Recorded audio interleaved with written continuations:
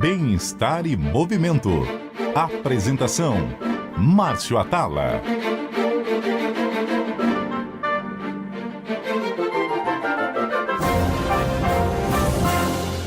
Olá a todos, o Bem-Estar está começando e hoje ele está imperdível.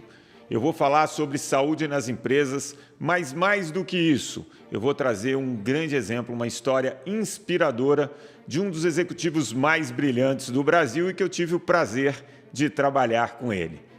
Roberto Simões, seja muito bem-vindo e eu estou muito feliz de entrevistar você aqui, porque eu tenho certeza que você vai inspirar muitas e muitas pessoas. Obrigado, Márcio, pelo convite. Realmente é um prazer grande estar com você aqui. Já são aí algumas décadas que a gente se conhece. Quando a gente começou, você estava com o Bem-Estar bem pequenininho. Verdade. A gente acreditou e você foi um sucesso. A gente fica muito feliz de ter visto tudo que você construiu ao longo desse período. Para todo mundo que está acompanhando o Bem-Estar e Movimento hoje, eu vou contar como que eu conheci o Roberto Simões. Mais ou menos 2001, tinha um portal que era o número 1 do Brasil, o IG, do cachorrinho, que todo mundo conhece. E o IG tinham duas pessoas que comandavam o IG. Um era o Matina Suzuki e outro o Roberto Simões.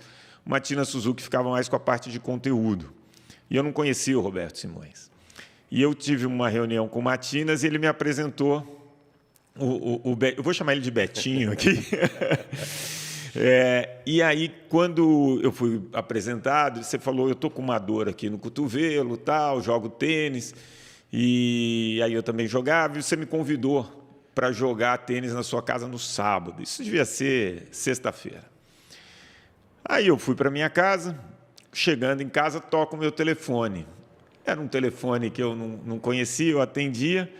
E aí você falou assim, Marcinho, aqui Roberto Simões. Eu falei, opa, tudo bem? Aí você falou, rapaz, eu sou baiano. Quando a gente convida alguém, é de verdade.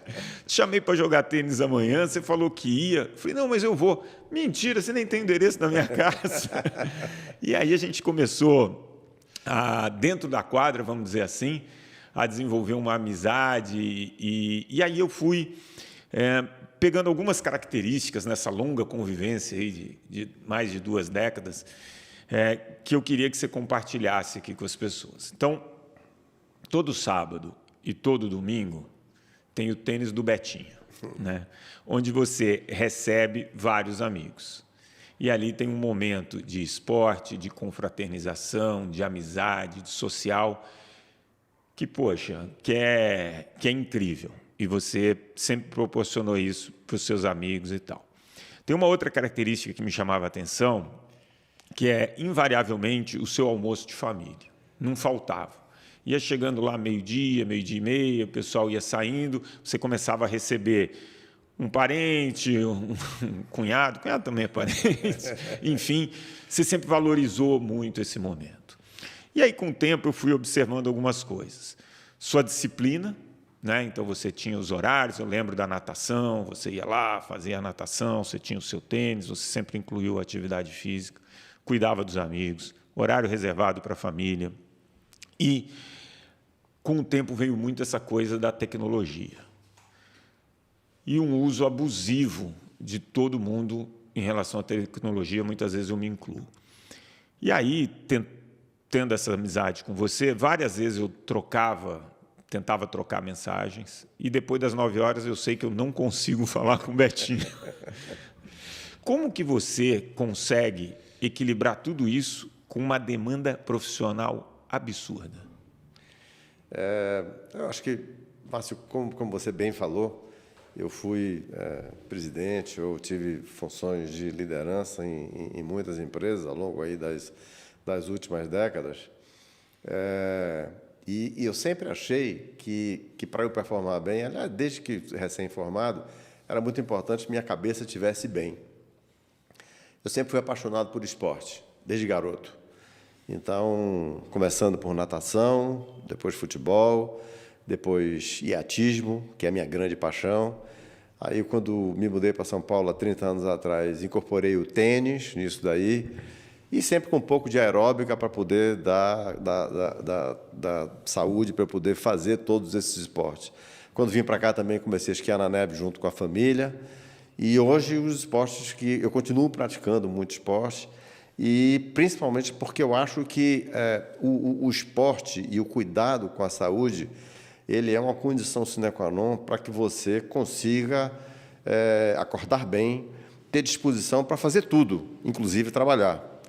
E aí eu sempre acho que isso tem uma influência enorme em todas as atividades que você faz, ou seja, tem influência na qualidade da sua relação com sua família, com seus amigos, com seu trabalho, tanto com as pessoas da sua empresa, quanto com todo o ambiente com o qual você se relaciona. E, além disso, eu acho que tem uma coisa muito importante, que é a questão do exemplo. Que eu não faço o esporte para dar exemplo para ninguém, mas eu sinto que esse tipo de energia positiva que a gente tem para fazer as coisas com muito dinamismo, etc., e tal, ele contagia quem está por perto de você. Pegando até uma carona, hoje, por acaso, eu tenho um amigo que é diretor de uma das 2, 3 maiores empresas do Brasil, que ele acabou de sair da empresa dele. E ele estava me dizendo que acabou um período de resguardo que ele tinha e que ele estava querendo ver alguma outra posição. Aí falou alguns assuntos comigo. E aí, no final da ligação, ele chegou para mim e disse, porra, uma das coisas... Ele perguntou como é que eu estava, o que é que eu estava fazendo. Eu contei um pouco da minha vida agora e tal. E ele disse, cara, é impressionante. Além de ser muito bom falar com você, que bom ver sua energia e ver que você continua pensando em fazer muita coisa ao mesmo tempo. Então, eu acho que esse tipo de coisa é fundamental que a gente tenha na vida e que você não perca. Porque tem gente que diz, eu vou ter isso quando eu sou jovem ou na minha infância. Eu conheço gente de 90, 95, 96 anos. Eu tenho um exemplo lá na Bahia, por exemplo, eu sou baiano, de um grande amigo nosso que tem 96 anos e ele tem muito mais energia do que muito garoto de 40. E eu acho que isso é uma coisa que faz a gente ser mais feliz, faz você viver melhor e faz você irradiar coisas boas para quem está por perto de você. Então, é como eu enxergo a vida. Agora, eu tive a oportunidade de trabalhar lá com você, no IG. A demanda profissional era gigantesca. E uma das desculpas que a maioria das pessoas acaba dando é que falta tempo. Minha rotina profissional é muito intensa. E você sempre priorizou isso, né? Você não esperou aparecer um tempo para fazer. E aí você diz, quando eu invisto nisso, no meu estilo de vida, eu tenho essa energia e eu produzo mais. Isso é real? Você sente isso? Sem dúvida, total. Se eu não fizer, eu vou sentir uma falta que é física e é psicológica. Eu sinto falta das duas coisas. De vez em quando, tem as pessoas que dizem, você não sente sono durante o dia? Que sono durante o dia? Não existe isso. Eu posso acordar 5 horas da manhã, 6 horas da manhã. E eu acho que tudo tem a ver com a disciplina. E aí, você realmente pode ser... Alguns dizem, você criou um vício de fazer isso? Pode ser. A gente tem vício de chocolate, tem vício de um monte de coisa. Pode ser que tenha um vício de você gostar de se sentir bem. E você sabe, para que você se sentir bem, você tomar cuidado com a alimentação, você tomar cuidado com o seu estilo de vida, com os ambientes que você vive. Eu acho que tem muito disso também. Uma das coisas que eu acho que influencia a gente ter esse tipo de postura é você selecionar os ambientes em que você vive. E essa é uma opção de cada um. É você selecionar a empresa que você trabalha, de você ter realmente uma identificação com princípios, valores, propósitos daquela empresa. Eu acho que nunca ninguém é obrigado a trabalhar em nenhum ambiente ou conviver em nenhum ambiente que não goste. Você convive se você, por acaso, aceita. Se você está sentindo que aquilo não te faz bem, você tem que fazer o processo de mudança.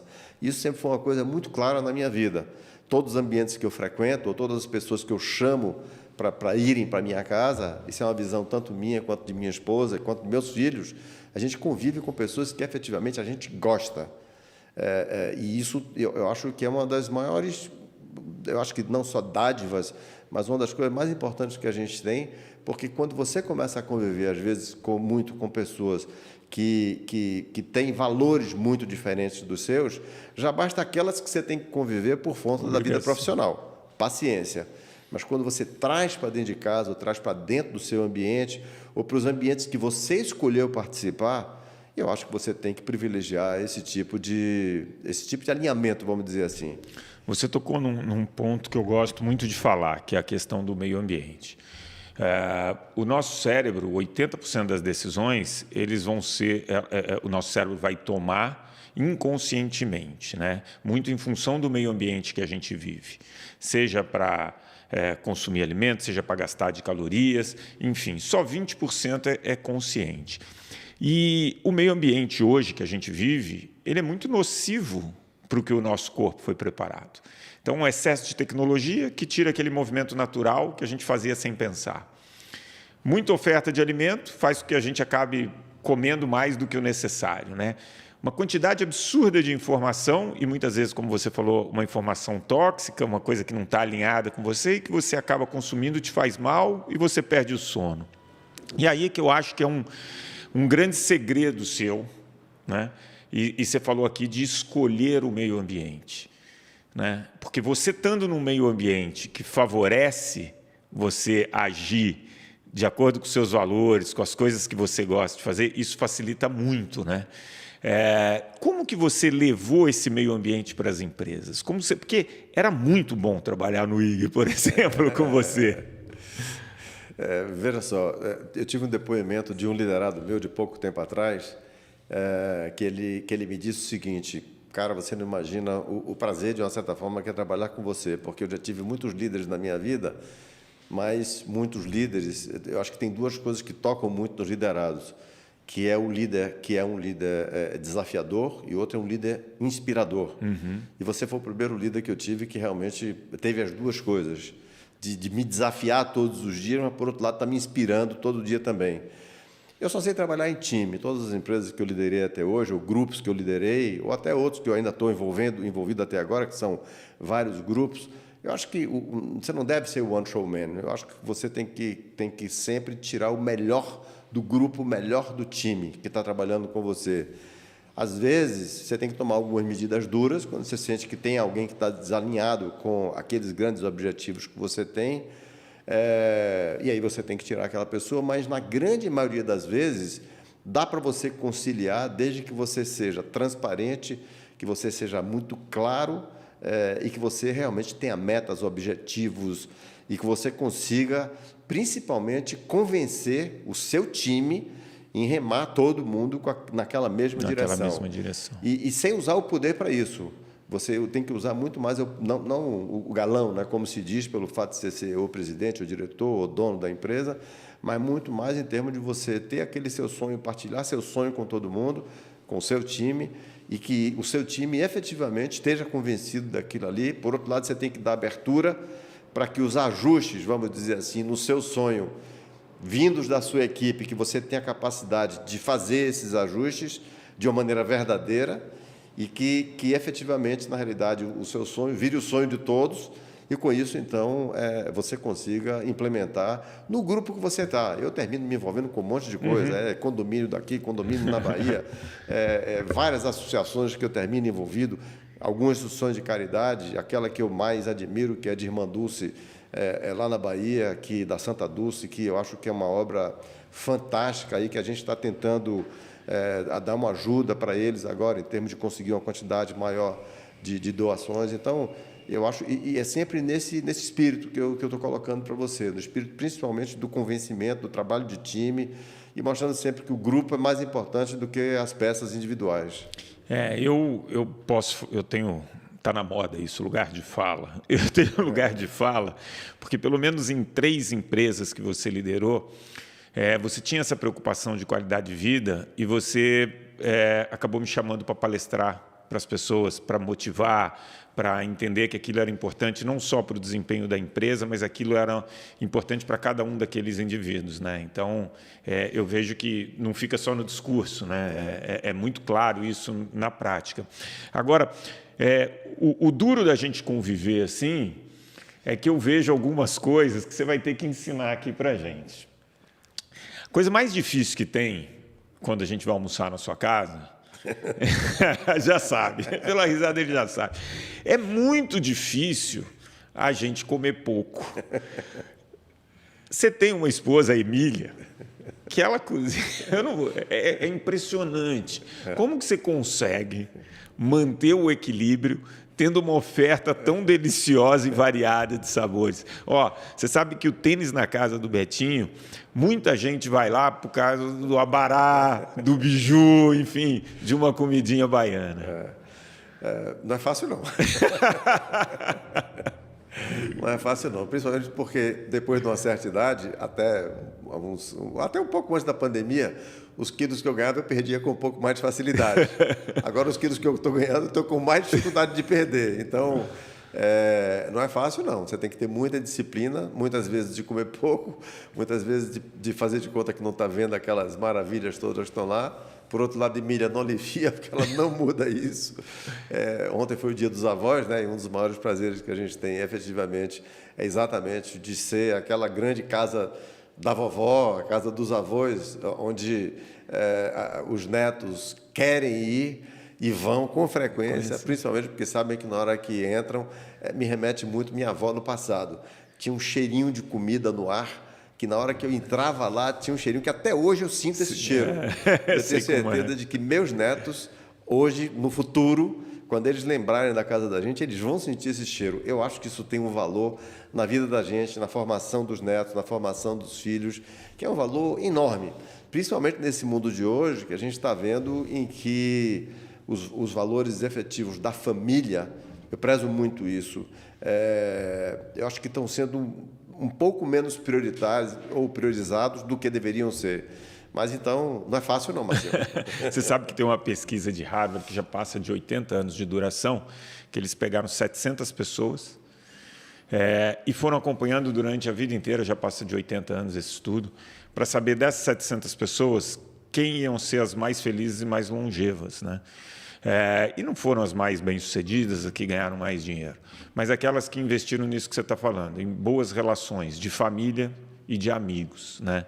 Então, quando você acaba investindo nisso, tenho certeza que se fizessem um questionário, e existe isso, de satisfação de vida e tal, com certeza a sua teria um score muito alto.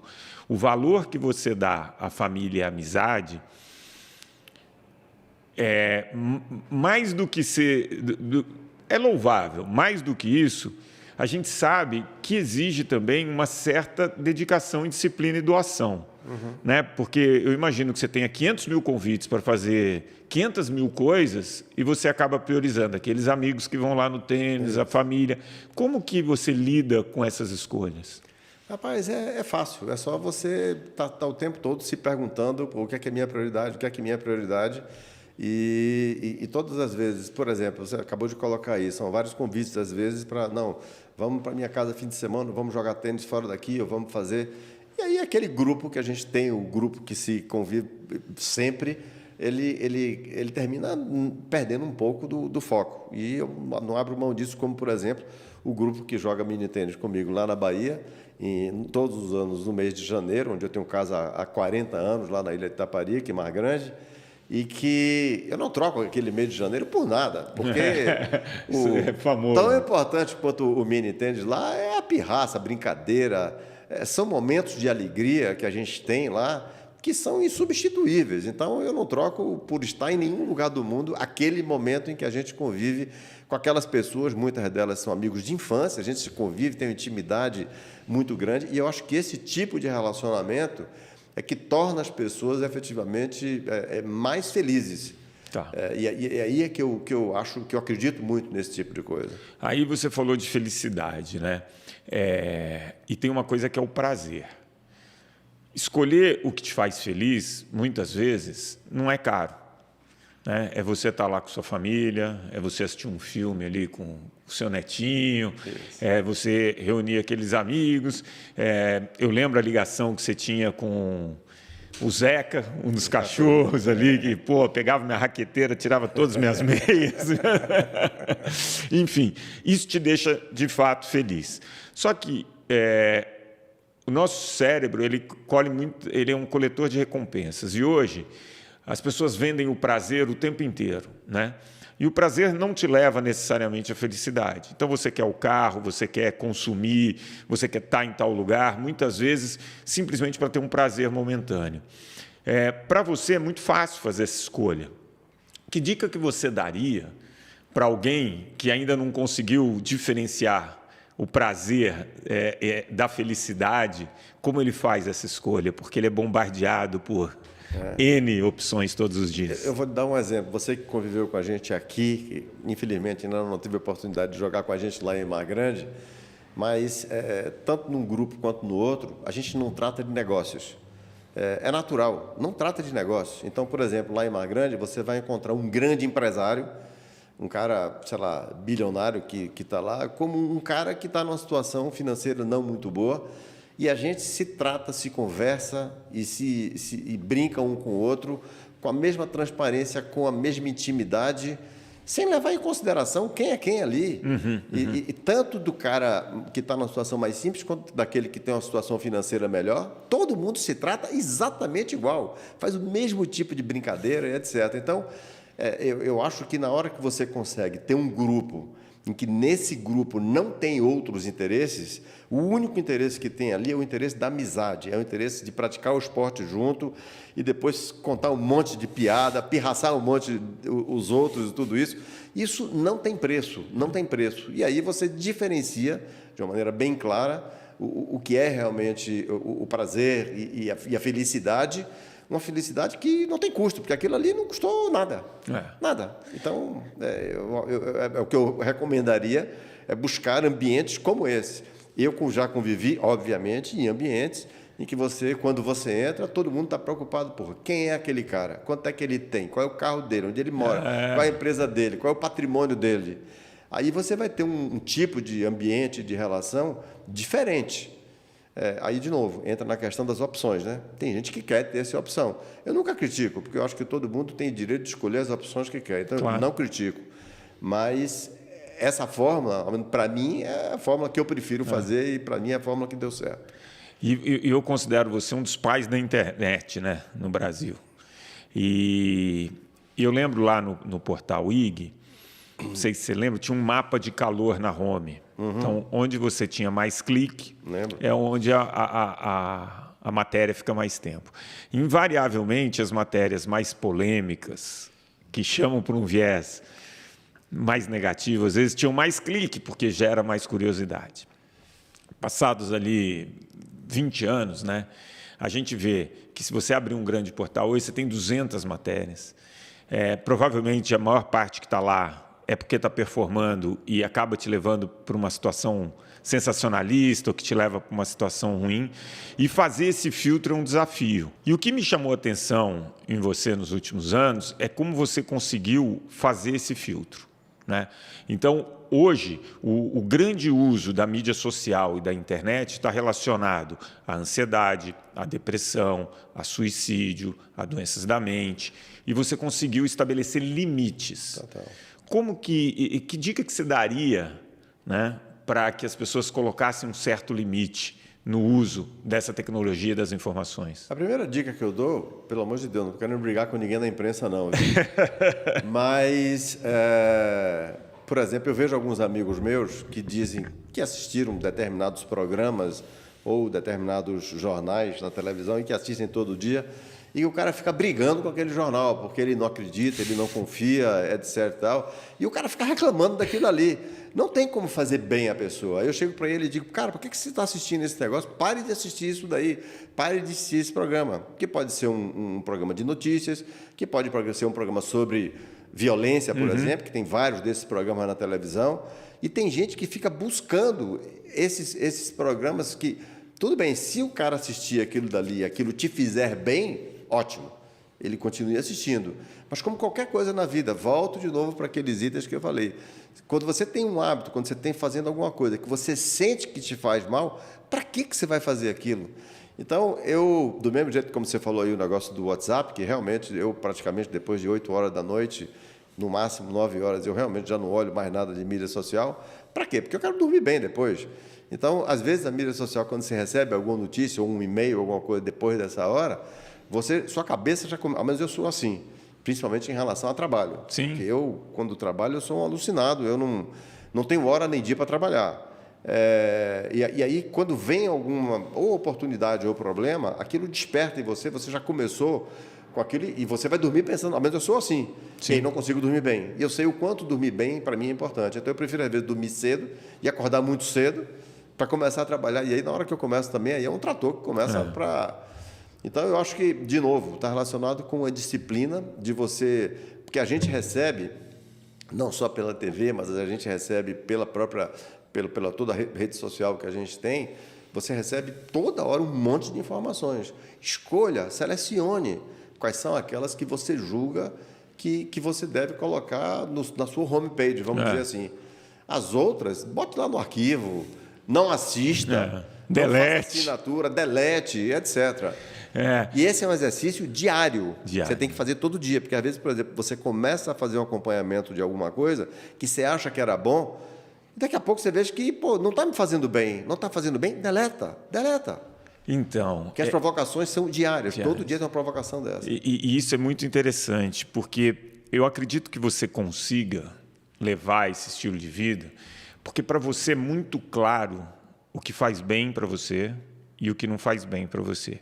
E você está com esse radar ligado, quase que diariamente, 24 horas por dia, para excluir isso. E o que eu acredito, vendo hoje a maioria das pessoas, num automático, e vindo o que é bom, o que é ruim, mas principalmente elas não sabem o que elas querem, elas não sabem o que faz bem e o que faz mal para elas, né? Eu acho que essa é uma qualidade sua que ela é rara hoje em dia, né? Mas as pessoas precisam buscar isso, Márcio. Eu acho que as pessoas precisam se questionar. As pessoas... Está relacionado, de novo, com os ambientes, está relacionado com o nosso dia a dia, o tempo que a gente está acordado, o mundo traz para a gente uma série de provocações. Seja na hora que você está dirigindo um carro, seja na hora que você está descendo um elevador, é o dar ou não dar o bom dia para alguém, é alguém que te dá uma fechada no trânsito e você responde ou não responde, ou você vai atrás do cara para brigar com o cara no trânsito. Ou seja, esses presentes, como diria um primo meu que me ensinou isso há muito tempo atrás, a vida está te trazendo toda hora. Receber ou não receber esses presentes e como você administra eles, eu acho que aí é um lance que faz a diferença, é onde está a sabedoria. De você estar o tempo todo ligado nas coisas que estão acontecendo com você e saber exatamente quais são aquelas que eu vou entrar, as que eu não vou entrar, aquelas que eu não posso deixar de entrar. Porque às vezes chega uma provocação, por exemplo, quando você está liderando um grupo, ou fazendo parte de um grupo, que alguém traz uma informação, um problema tão grave, tão ruim, que às vezes você tem que consertar aquilo na hora. Porque diz sempre, né, que o elogio faça em público e a repressão faça no privado. Mas, às vezes, é necessário até que a repressão seja feita em público para que todo mundo perceba que aquele caminho não é um caminho admissível. Obviamente, em condições normais, a repressão deve ser no privado. De novo, né? É admirável a capacidade de entender aquilo que te faz bem e não faz bem. Né? E aí você fala de novo em ambientes, isso é muito bacana. E óbvio que a vida vai ter momentos mais favoráveis, momentos menos favoráveis. E eu lembro uma vez, se não me engano, 2005, 2004, por aí, que você estava saindo do IG e a gente teve uma conversa e aí eu coloquei ali uma situação e você falou assim para mim, falou, Marcinho, é o seguinte, existe a situação assim, mas vai passar, entendeu? Você tem que fazer aquilo que você acredita, que aquilo que você está plantando você vai colher. Você não vai colher nada diferente do que você está plantando. Então, não se preocupe com isso. Né? Então, esse é um ensinamento muito legal, você acreditar naquilo que você está plantando. Né? Eu lembro exatamente desse episódio. O Márcio, algumas vezes na vida profissional dele, quando ele foi fazer alguns movimentos, a gente se conversou e ele perguntava a minha opinião. Eu realmente digo isso para todo mundo. Eu converso muito com jovens, além dos amigos de meu filho, que eu conversei com muitos deles, como em todos os ambientes em que eu frequentei, adoro conversar com jovens. E muitas vezes eu digo, cara, se preocupe sempre de todo dia estar plantando uma boa semente. Daqui a um dia, um mês, um ano, 10 anos, aquela semente vai dar um bom fruto. Se você plantar uma semente ruim, daqui a um dia, um mês, 10 anos, vai nascer um fruto ruim.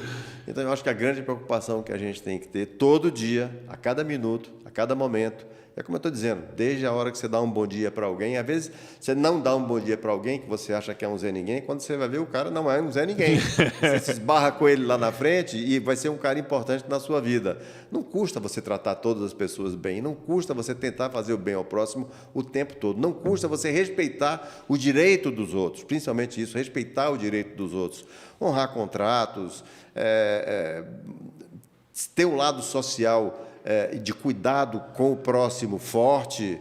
O lado de religião eu deixo para cada um ter as suas crenças, a sua fé. Eu, por exemplo, tenho esse lado muito forte dentro de mim, de cuidado com o próximo, e é uma coisa que eu acho que hoje em dia tem pouca gente que está dando muita atenção para isso, e eu acho que é por isso que a sociedade está um pouco mais dura, e eu acho que a internet, a mídia social, nesse ponto é muito fria, porque ela tira a relação pessoal humana. Essa entrevista nossa aqui agora, por exemplo, teria sido completamente diferente se, em vez de eu estar do seu lado aqui agora, se a gente estivesse falando pela tela de um computador. Lógico. Seria completamente diferente. A energia é completamente diferente. Então, por exemplo, variando um pouco aí para o trabalho remoto, é uma coisa que eu sempre falo nas empresas. Você vai trabalhar o trabalho remoto, é uma evolução, porém, nada substitui a relação pessoal, a relação presencial. E as empresas precisam disso, precisam. Eu não sou radical de dizer que não pode ter o trabalho remoto, mas eu acho que, por outro lado, depende da área, e eu acho que tem que se saber dosar muito bem para cada área, para cada necessidade, o tanto que ele pode ser remoto e o tanto que ele tem que ser presencial. Você sabe que esse programa ele tem um objetivo, né? A gente sempre tenta levar aqui especialistas, pessoas que podem melhorar a qualidade de vida de quem está ouvindo, fazer escolhas melhores. E a gente teve um almoço, acho que semana passada ou retrasada, né, que a gente costuma ter anualmente com outro grande amigo, Matinas. E aí eu falei, Betinho, eu queria te entrevistar. Porque, claro, são, como você falou, décadas de amizade e convivência e muito aprendizado da minha parte. E eu achei que ia ser egoísmo meu guardar isso para mim. Então eu falei, eu preciso entrevistar o Betinho, porque ele precisa realmente passar um pouco dessa energia, dessas escolhas, enfim, de tudo que você leva para a sua vida, porque eu tenho certeza que você acabou de inspirar muitas e muitas e muitas pessoas. Então eu queria, primeiro, agradecer pela amizade de tanto tempo, por você ter aceitado o convite e, claro, por ter, com certeza, compartilhado essa sua breve momento aqui, compartilhado algumas histórias e inspirado muitas pessoas. Obrigado. Obrigado a você, Marcinho. Se por acaso inspirei, é ótimo. Mas é o estilo aí e tudo bem. O mais importante, porque eu falei, principalmente, família e amigos daquilo que a gente consegue construir junto com eles. Isso é um negócio que me dá um orgulho enorme e me faz feliz. Que bom. Obrigado. Tenho certeza que me fez feliz e muita gente feliz também esse papo. Obrigadíssimo, Marcinho. O Bem-Estar em Movimento de hoje vai ficando por aqui. Tenho certeza que esse papo te inspirou e você pode compartilhar com muitas e muitas pessoas. Não seja egoísta. Esse programa está em todas as plataformas de áudio, inclusive no aplicativo da CBN. O programa de hoje teve a produção da Joana Cafuri, da Letícia Valente, os trabalhos técnicos do Mazuco e semana que vem a gente está de volta. Bem-Estar e Movimento. Apresentação: Márcio Atala.